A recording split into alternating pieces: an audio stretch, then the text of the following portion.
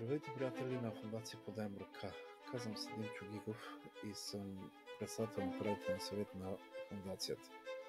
В началото на месец ноември 2023 година се обръщам към всички наши поддръжници с апел да насочим вниманието си към набиране на достатъчно средства за закупуване на хранителни продукти, с които да достигнем доколкото се може повече хора в нужда от района на град Козлодуй и околните села.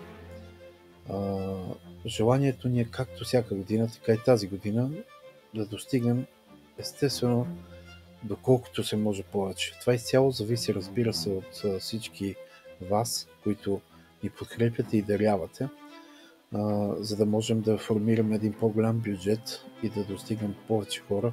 Разбира се, нашата кампания трябва да добие по-голяма известност и от там да получим доста повече средства.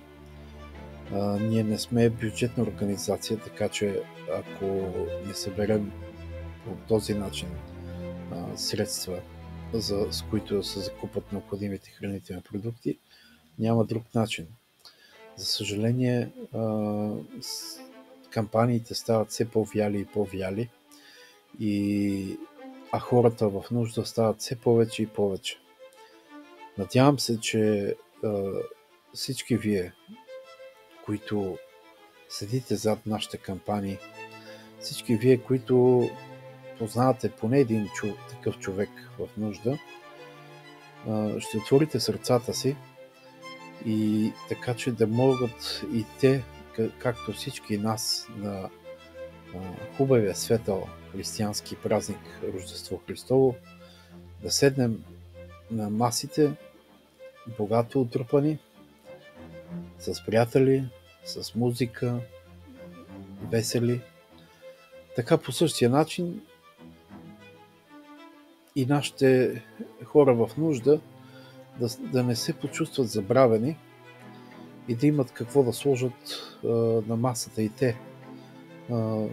Това са обикновено стоки от първа необходимост, но за тях са банкет. За тях са нещо много по-важно.